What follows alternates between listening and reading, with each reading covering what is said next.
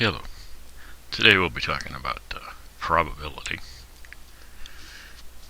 It's actually pretty easy. Well, let's just say that it's 80% likely that it'll be pretty easy for you. What we're going to do is use geometry to demonstrate some of the principles of probability. There isn't much probability on the state exam for geometry. The park exam I don't think has any, but I could be wrong about that. The other state exams might have some. So if we learn the basics of probability, you'll be set for the state exam, at this level anyway. There might be more on some others. Let's start with P for probability. First thing you need to know, if you don't already, it's always between 0 and 1. If you run across a probability that's greater than 1, well, that's an impersonator. There are no probabilities greater than 1, and there are no negative probabilities. If you're working a problem and you come up with a probability outside of that interval, you definitely made a mistake and you have to go back and check your work. No matter how good it looks, if it came out bigger than 1 or less than 0, there's a mistake there somewhere. Now, what about these actual numbers? People will say, you will hear the expression that say a probability of 0.01 means that that is unlikely to happen, and a probability of 0.99 means it's likely to happen. It's my opinion that that's essentially incorrect. It's not the best way to look at it. Saying it's unlikely is like saying that if you get a small enough probability, it's just not going to happen. And that's not true. If the probability were 10 to the minus 20, super small number, that wouldn't mean it's not going to happen. As long as the probability is bigger than 0, it definitely will happen. You might have to wait a million lifetimes to see it happen, but it will happen. On the other hand, you might not have to wait. That's the problem with probability. A 0.01 probability does not mean that anything is unlikely to happen on any particular test of the event. It means if you were to perform the experiment 100 times, or more accurately, 1,000 times, you would expect to see this happen about 10 out of those 1,000 times. So if you can perform your experiments very rapidly, for instance, the probability of getting 10 heads in a row. You don't have to worry about actually knowing how to compute this, but it's pretty easy. It's 1/2 to the 10th. Well, that's 1 over, I think, 1024. It's pretty small. Yeah, let's just round that off to 1/1000, okay? Well, that means you can expect to see it about 10 times if you sit down and experimentally flip a coin 10 times and record how many heads you get. Well, if you did that 10,000 times, you'd expect to see a string of 10 ones about 10 times. That might seem like saying, well, it's hardly ever going to happen. I mean, think about how long it takes to flip a coin. Well, if you're a human being, that's true. If you're a computer simulating a coin toss, it would take you a matter of seconds to simulate 10,000 coin tosses, at which point you would see this about 10 times.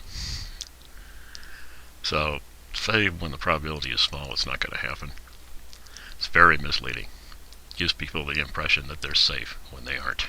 If you say it has a 1 in 1,000 chance of happening, but if it happens, you die, don't take it. Because 1 in 1,000 means it definitely will happen. It could happen in the next 5 minutes. It could take 1,000 years. I wouldn't take it. Because 1 in 1,000 means anything that isn't 0 means it will happen. Might take a long time. Then again, it might not. On average, it would take a long time. But things don't always work out to the average, do they? Dixie Lee Ray. She was a politician, but she was also a mathematician. And she pointed out you have to be very careful when looking at averages. Just because on average this will happen 1 times out of 100, that doesn't mean anything. After all, think about the average human being. The average person has 1 breast and 1 testicle. What good is that average? If you were to explain that to somebody, that particular statistic, and tell that to somebody from outer space, they would have no idea of what a real human looked like based on that average. So don't get too involved with averages. Yeah, sometimes they're okay, especially in physics, because things are happening so fast, like in chemical reactions where you literally have tens of millions and maybe hundreds of millions of events happening every few seconds. Averages tend to work out. But if you're in a situation where thousands and thousands of events are taking place every second, chances are the averages aren't going to mean much to you. Another way to look at probabilities, well, like I said, you should consider it as what happens if I repeat the experiment over and over and over, which in the philosophy of probability indicates to a lot of people, if you're going to do something only once, for instance, bet on a roll of dice, if you're only ever going to do it once, you only roll the dice once in your life, you could bet on double ones, or bet on rolling a 6. There are lots of ways to get a 6. There are 36 possible rolls. A lot of them will turn out to a 6, and I think there are even more ways to get a 7. If you're only ever going to do it once, according to many schools of philosophy and probability, there's absolutely no reason to look at the probabilities, because probabilities really only apply to groups of events. Any particular event cannot be predicted based on probabilities. Insurance companies use them. They can tell you that if you're 30 years old, they can tell you that you're part of a group. And of that group, 1 out of 100 aren't going to make it to 31. They can never ever look at that group and say, you're the one. They can't tell you who that one's going to be. All they can tell you is that given a big enough group, they can tell you roughly how many people aren't going to make it to the next year. Those are called actuarial tables, by the way. I've probably got some online. You can go check them out. Check out your age. See how likely you are to make it to your next birthday. 2 more very simple principles of probability. Oops. One thing, if you have 2 events, you know the probability, what is the probability of both of them happening? For instance, let's say we've got a fair coin. The probability of observing a head is 1/2. The probability of observing a head and a head, suppose you just toss 2 coins at once and just look at both of them.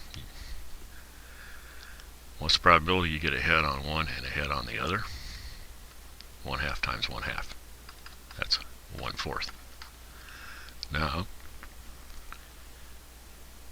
if you toss those coins in the air, what's the probability of getting 2 heads, picking them up, tossing them again, and getting 2 heads again? Well, that's 1/4 times 1/4. 1/16.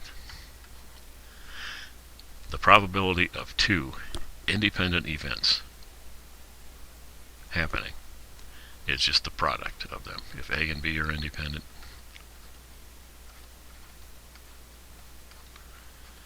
then the probability of A and B happening, and it's frequently written like this to indicate the intersection of these two events, the probability of that is equal to the probability of A times the probability of B. If you study more of it, you can find out what the formula is if these two aren't independent. If there's actually some connection between these two, then there's got to draw a line here, and you put something else down here in the denominator to take into account the fact that these two aren't completely independent. Luckily, this class doesn't involve that, so this is the only thing you would need to know. So if the probability of hitting a bullseye, let's say you're as good a shot as I am, and your probability of hitting a bullseye is 1 over 10. Now let's say you take 2 shots. What's the probability of hitting the bullseye 2 times in a row? It's 1 over 10 times 1 over 10. Not too big. Well, that's because my probability of hitting it is only 1 over 10 to begin with, and that becomes 1 over 100. Which means if I shoot at something twice, there's almost no chance that I would hit it twice. Now here's a real simple kind of probability. Let's say I'm going to drop something. Let's say this is a side view of a strip or a track or something like that. I'm going to toss something here, and say we got a backstop here. So it has to land on the track. It's going to land somewhere between A and B. So the probability of it landing between A and B is 100%. Let's also say that it's equally likely to drop anywhere along here. I went ahead and put the dimensions in here where this whole length is 10. What would the probability be that if something dropped at random, it landed between C and D? Well, it would be the length of this over the length of the hole.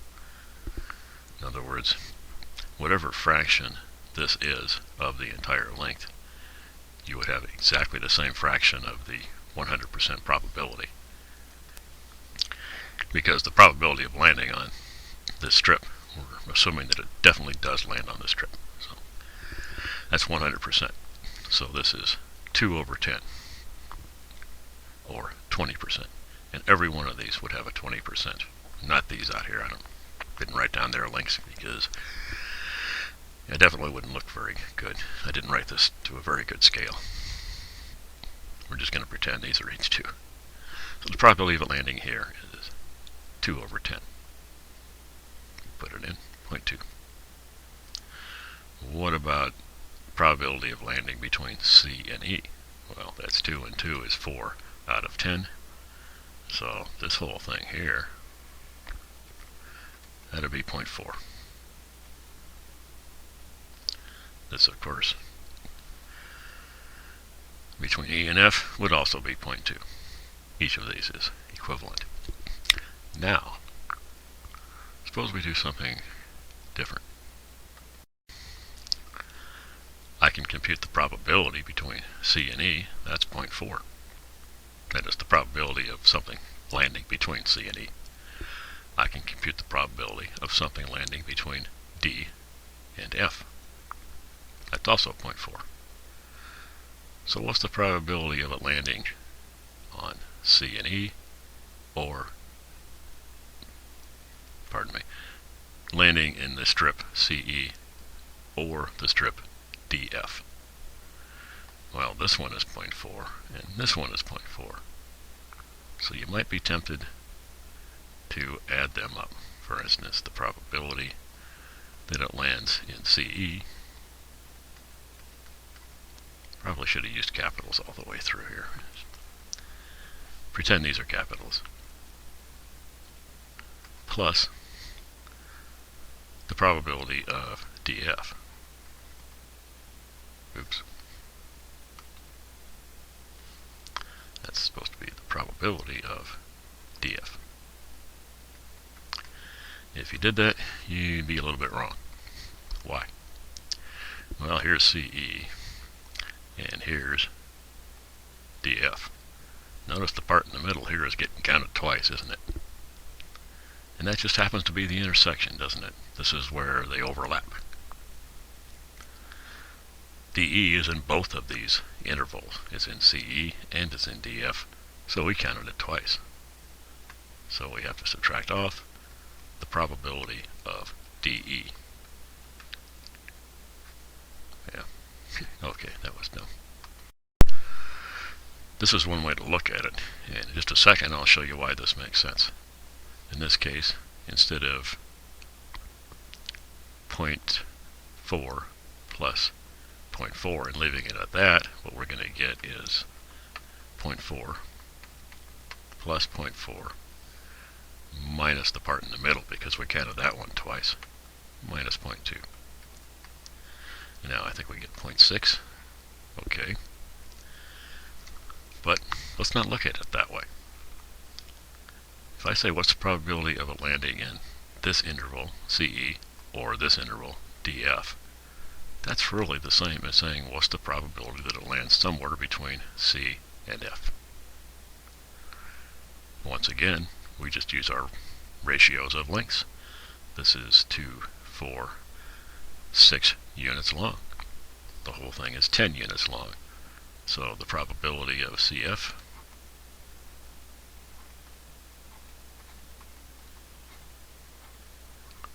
well, that's just 6 over 10, or 0.6. Well, these two look a lot alike, don't they? That's because this formula is correct. You add up the two probabilities, and that is usually written like this. We have CE, it lands in CE, or it lands in DF. That's different from, oops, there it is right there. Look at these two. This is the intersection. This means both of them have to happen.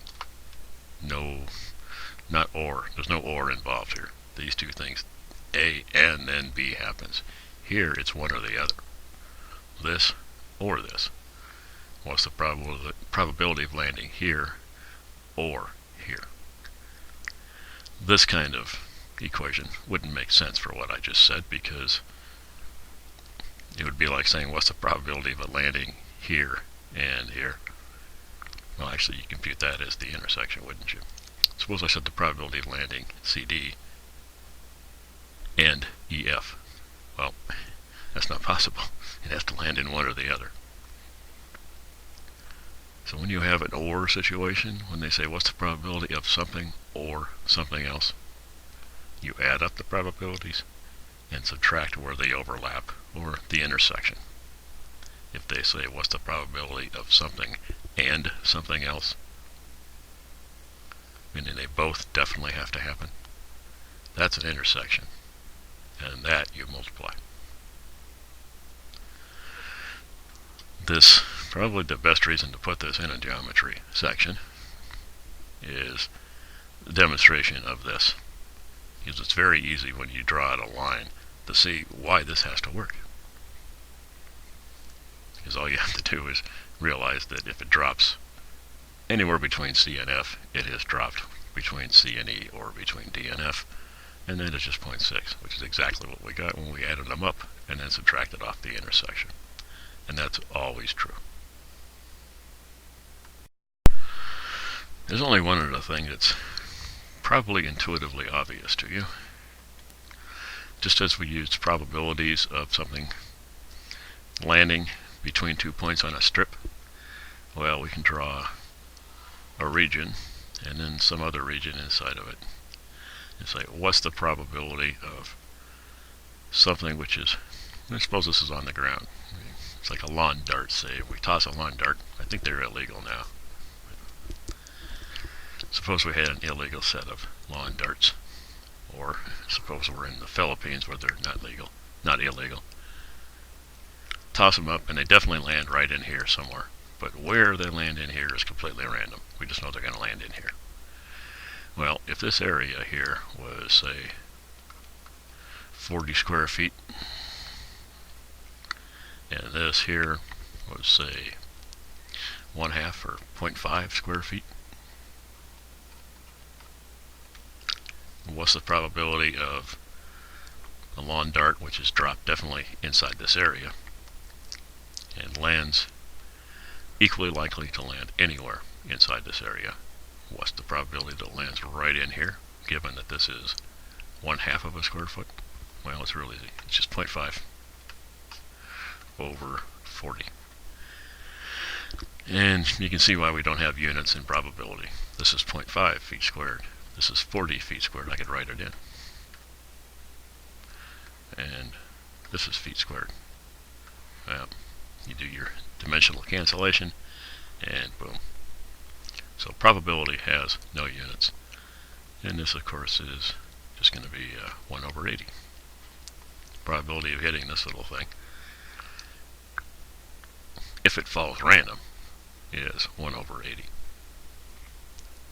That's because we just take the ratios of the area, let's call this a success, the area that corresponds to a success, meaning it lands in here, over the total area. The term success is frequently used in probability. There's no value connotation to that. If you're wondering, if you were analyzing traffic fatalities and looking at the space between fatalities, that would be a Poisson distribution, something you don't need to know yet. You might call a fatality a success because it happened and you're trying to analyze events, and this is the event happened, so that's considered a success. It's not because people think that it's successful to see people die in traffic accidents. It's not that kind of a success. It just means that the event actually happened, as opposed to not happening. When it happens, that's called success, even though the outcome may definitely not be considered very successful, at least not from the point of view of the person who died in the traffic accident. I guess you could say a success just means it happened. It's not meant to imply desirability. No, this one isn't too bad. Let's see how it works out. Since we're, let's see here. Yeah, a randomly chosen figure and randomly chosen point in this figure comes from the shaded region. In other words, all we need really is the area of the shaded region over the total area. That'll give us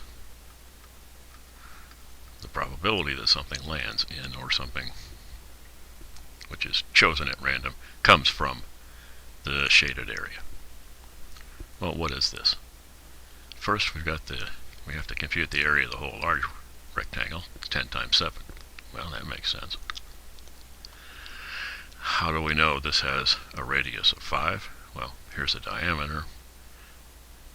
They tell us that the sides here are tangent. That means that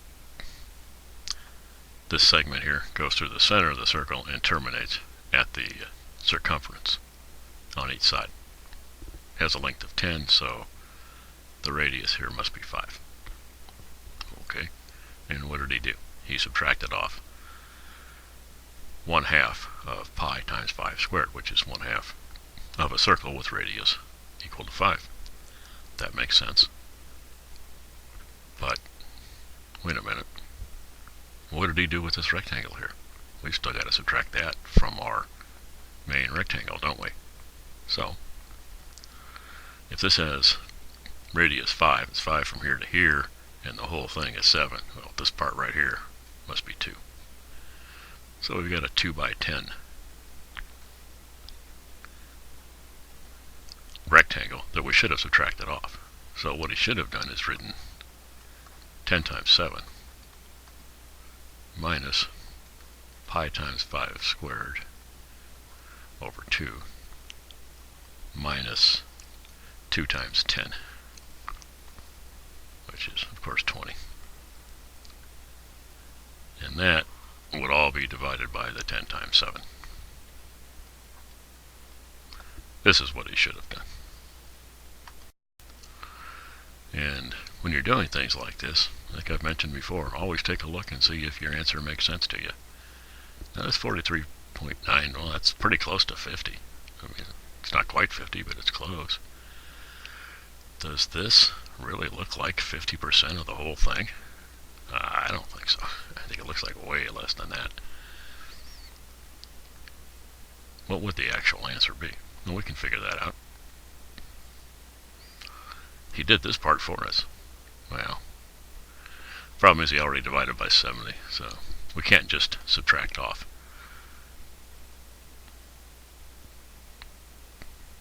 $20 from up here. So I guess we'll just have to do it. What is pi 5 squared over 2? Well, if we subtract off the 20, we should get 70 minus 39.25 minus 20. That's 10.5 over 70. That's about 1.5. Now, in here, I used 3.14, didn't actually use pi, so there's some rounding. It's actually 0.15 and something over here. It's not actually a 0 in the last place. I rounded it off to 0.15, or 15%, roughly. And that's a much more believable answer. I could believe this tiny little portion of the whole thing gets 15% of the whole. That seems reasonable. I would have a real hard time believing that this was 43% of this whole thing. Well, here's one where they just want you to make sure you know how to set up a problem. Don't even need any numbers. What they want to know is if you chose some point at random in U, this is U here, what's the probability that X is not in A? In other words, what's the probability that it wound up in the blue section here and nowhere in the reddish A? Oh, area of A over the area of U. Boy, that wouldn't give you much of anything, would it? Yeah, okay. That would give you the probability that it landed inside A. And that's pretty much the opposite of what we asked for. What about the area of A divided by? Well, that doesn't make much sense. Because the numerator has to be the area that you're concerned with. The area where you want this point to be taken from. And we're assuming that it wasn't taken from A. And 1 over the area of A. I'm not even sure what probability that would be for anything. It doesn't include the total area. I don't think this would have too much meaning one way or the other.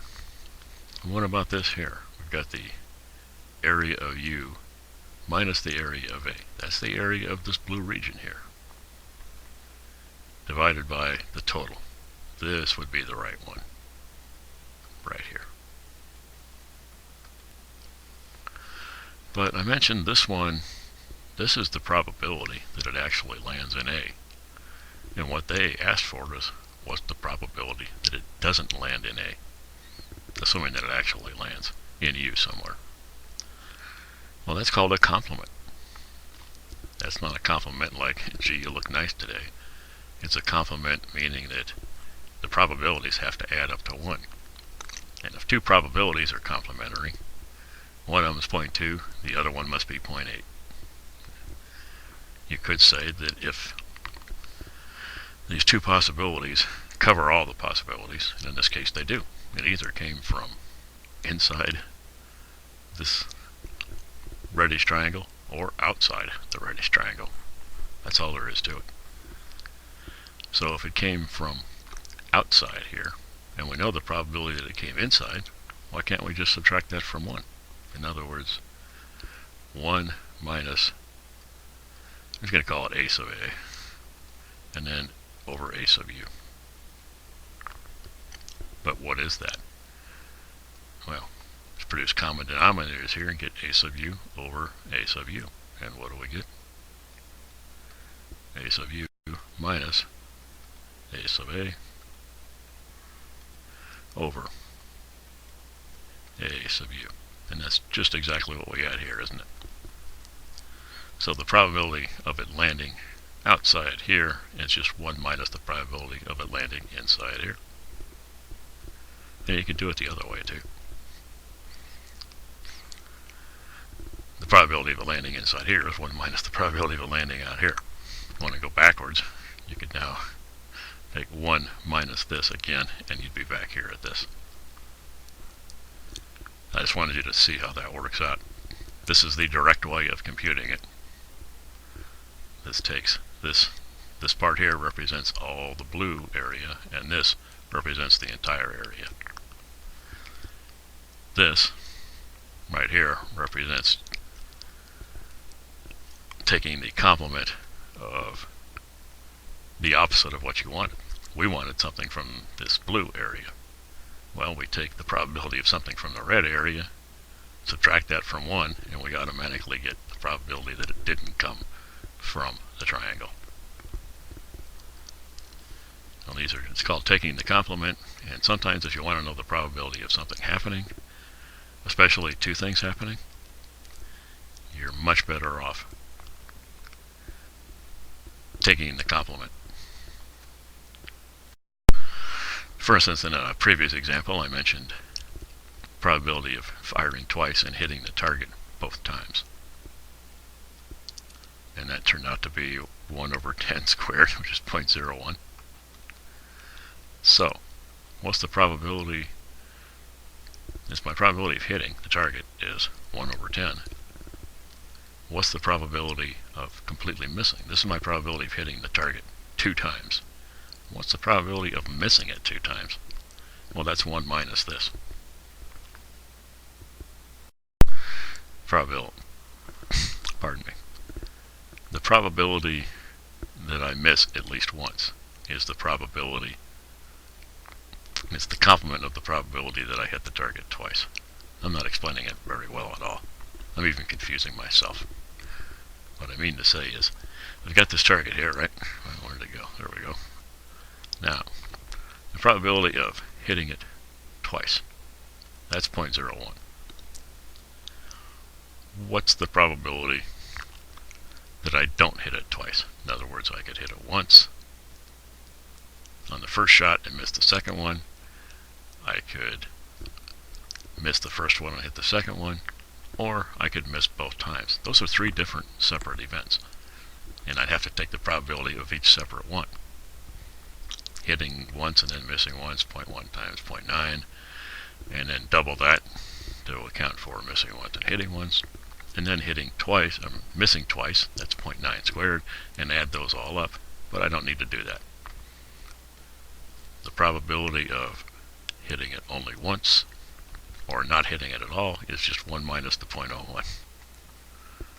And that's 0.99, of course.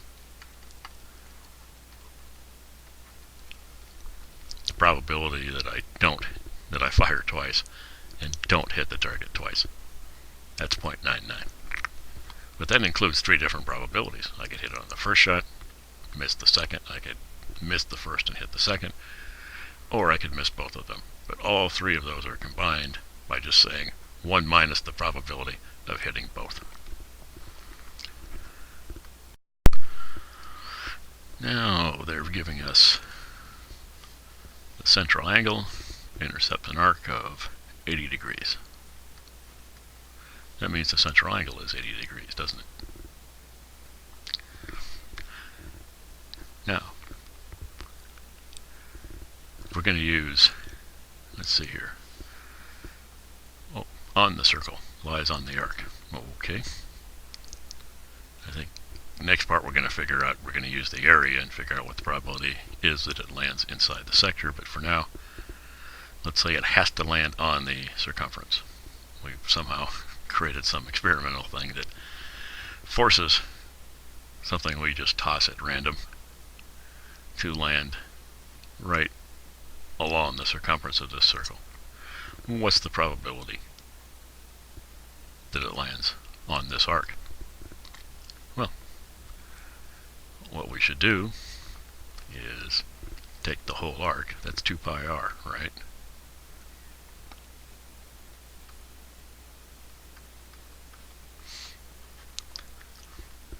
That's the whole thing. Now, what is the length of this? I think we've already figured that out, didn't we? It's 2 pi r. The circumference times the fraction of the circumference which this represents, which of course is 80 over 360. So here's the length of this arc right here, and here's the total length. Well, looks to me like we never needed to know what r was, did we? This ratio, 80 over 360, will work no matter what our radius is. And this is like 8 over 36. Is that 2 over 9? Maybe. So our probability is 2 over 9. And that's... So algebraically, it's pretty easy to see that the r's cancel, so they don't matter. And it kind of makes sense, because if this is 80 degrees, well, the fraction that this is to the whole is 80 over 360, no matter how big the circle is. The measure, the angle measure, doesn't change. What about, I think they asked for a second part here, didn't they? Yeah. What's the probability of the randomly chosen point inside the circle lies in this sector?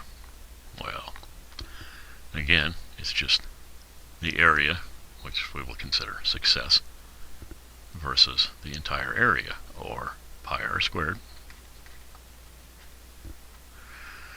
times the fraction of the whole 360 that this sector represents, which again is 80 over 360. And we divide by the entire area, which is pi r squared. 0.2%. Okay. Not only do they not depend on the radius, but they're both the same, because the only thing they depend on is what fraction of 360 this represents. Now here we've got our dartboard problem, and in order to work it, we're going to assume that the dart is equally likely to hit any place inside this square, but it will hit inside this blue square here. That's kind of the way I throw darts. If they do hit the target, they're equally likely to hit any place on the target.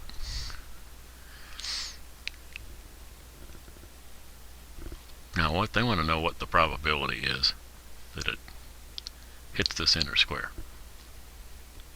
And it's very important in these kinds of problems to make sure they pointed out that the probability is equally likely to hit anywhere. It's also called a uniform probability. Any point is equally likely to get hit. In this case, what's the total here? 18 inches squared, right? That's the big outer square.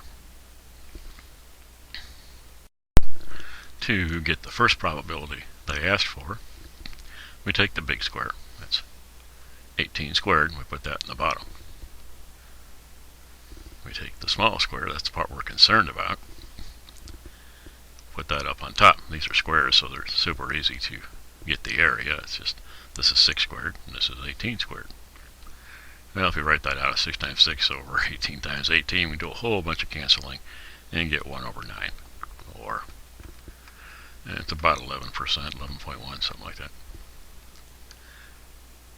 What about the other one? It hits outside this inner square, but inside the circle. Well, first thing we need to notice is that these seem to be tangent. So we're going to have to assume that they are.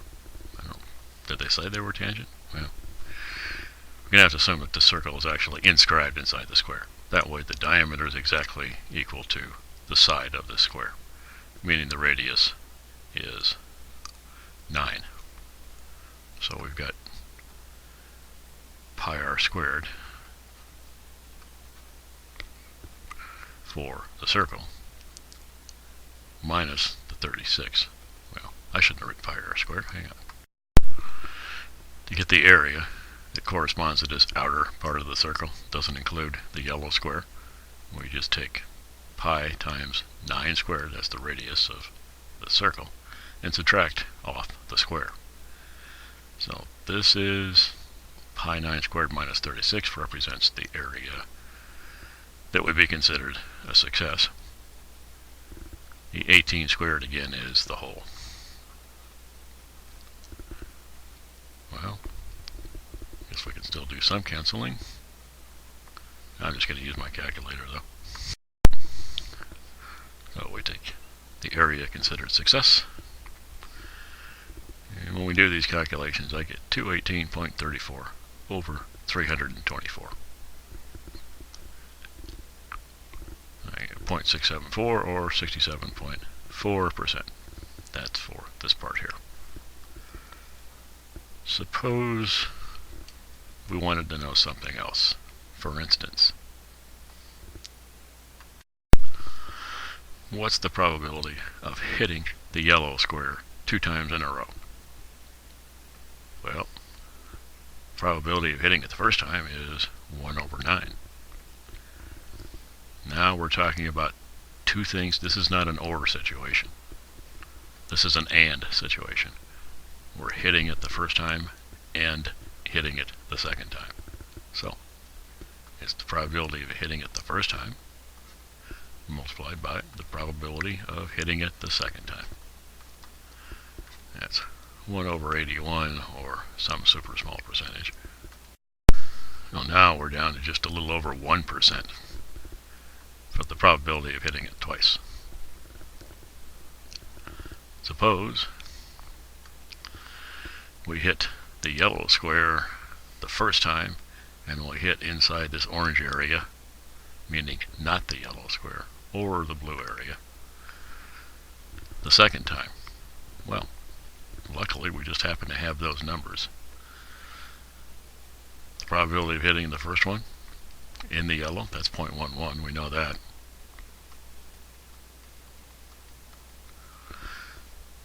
Probability the second one goes in this pink spot here. In other words, it lands inside the circle, but not in the yellow square. We just computed that, and that's 0.674.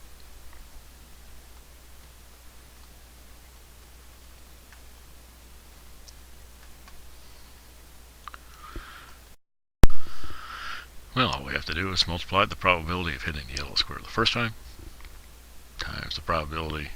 Maybe I should have written what we're doing here. Here's number 1. Now the second one is that it's the yellow square and then the pink. It's this one and then this one. So that's the probability of landing in the yellow times the probability of landing in the pink, and that's 7.4%. Those are called compound probabilities also. I tend to think of them as intersections. You also see the expression compound probabilities, meaning something and something has to happen. It's not an or proposition, it's an and. Well, we just did something like this for a specific angle, but for any particular central angle, which defines the sector of a circle, what's the probability of choosing a random point inside that sector? Well, the area of the sector is what? That's pi r squared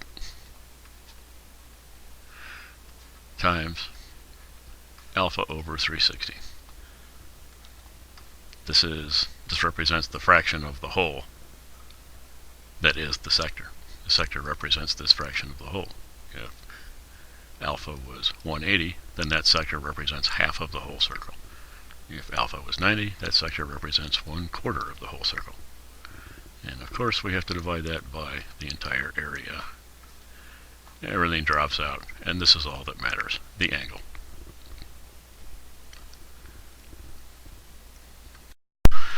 And intuitively you can kind of see the sense of this, because as the radius gets bigger, certainly the circle gets bigger, but they move exactly the same way. The sector gets bigger, and the circle gets bigger, and the ratios stay the same. Well, that's going to have to be it for now, because I've got the Texas Chainsaw guy outside my window next door. I think he's cutting wood, but I haven't heard any screams yet. So that's it for now.